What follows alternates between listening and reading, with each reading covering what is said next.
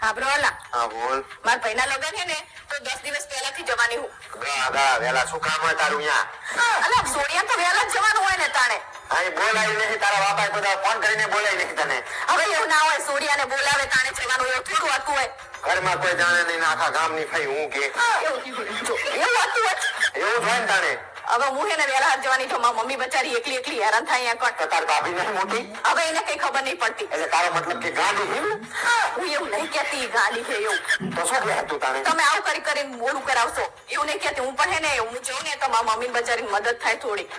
તારે તે તારા કુટુંબી નથી બધા અહીંયા તારા પરિવારના બધા? અલા હોય પણ આપણે ઘરમાં રહે તો ફેર ના પડે તો બચારા બહાર રહેતા હોય આવે ટાપુ બતાવતા ટાપુ કરે એ રહ્યા તો હોશિયારી મારા દાદા મોથી ના હોય છે. અલા મારા મમ્મી ને સીધું હમું કરવું હોય આ પાર્લર ના ઓર્ડર આપવા હોય એ બધું મારા મમ્મી ને ખબર પડે બચારીને. તો તાર ભાભી નહીં તાર ભાભી આવે છે બધા ઓર્ડર. અલા પણ હું જો તો તમને વાંધો શું હે પડે? સારું બાપા છે ને તાણે અને હું જો તમને કહું મેં કપડા ઇસ્ત્રી કરીને મૂકે હે બરાબર ઈ તમારે લાવવાના હે એમાંથી હે ને એક આડાવરા કરતા નહીં પાછા મેચિંગ કરવાનું હે પાછું આપણે જેને પાછી તું પોપટ ને પોપટા જીમ કરી બધું. અલા એવું ના હોય પોપટ ને પોપટા આપણે હે ને શું કહેવાય સોડી અને જમઈ એમ જેવું દેખાવ જોઈએ. કઈ લાગે તારામાં સોડી જેવું કઈ તે? કેમ નહીં મારામાં સોડી જેવું? આ હેડે જતા કે હું કેમ ભલા હાજે મેદી મુકાવે ને એટલે તમારે હે ને મારા બાજુ બેહવાનું છે. અહીંયા બધા ભૈરા મેદી મુકાવતા મારું શું કામ છે અહીંયા? અલા તમારા હાથમાં મારું નામ લખાવાનું હવે ખબર ના હોય ને. બાપ તારું નામ લખાણું તારું તે જિંદગી પત્તા ઠોકાઈ જાય મારી. આવું ના બોલવાનું તમારે મને જાણો હોય તાણે આવું જ બોલતા કોઈ હાથમાં નામ લખાવા તારા મારા આધાર કાર્ડમાં તો નામ આવી ગયું તારી વાહે મારું. તે આવે જ ને આધાર કાર્ડમાં તો લગ્ન કર્યા હે તે વાત કરે હે હોશિયારી મારે લગરું તાણે. અને હું તમને કહી દઉં હું કે હાજે હે ને જાવલામાં શું કે વરકોડામાં નાચવાનું હે ખૂણામાં જઈને બેહી ના જતા પાછા. હું ચાહી તારા ભાઈના લગ્નમાં નાચવાનો નહીં. હું ખૂણામાં જ રહેવાનો હું અંધારામાં જ રહીશ. જો હે ને અંધારામાં બેહી રહો તમે તો પછી મારે એકલીને નાચવાનું એક કોણ નાચે તાર કે તારા ભાઈના લગ્નમાં હું થોડો નાચું? પોતાના ભાઈબંધના લગ્ન હોય તને કહી દઉં હું કે આપણે ગરબા ગાવાના થાય ને એટલે બે આટા હું મારી લઈશ તારા ભેગું ફોટા પડી જાય એટલે હું ખૂણામાં જતો રહ્યો. એવું કઈ ચાલશે નહીં. જો પોતાના ભાઈબંધના લગ્ન હોય તાણે તો જ્યાં 2 બોટલ પીવાની એટલું નાચતા હોય બબેન 3 કલાક સુધી. એટલે તારું કહેવાનો મતલબ એવું તારું છે?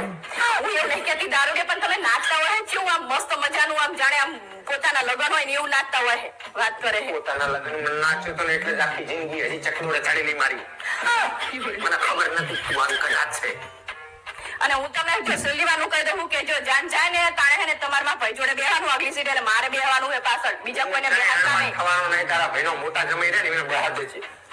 મારા જૂતા સાફ કરવાના એને કરવું જ પડે ને જાઓ બનેવી છે ને એટલું કામ ના કરો તમે. મોટો જમાઈ નહીં કરે તો એ મોટા બનેવી ના હોય નાના બનેવી હોય ઈ કામ.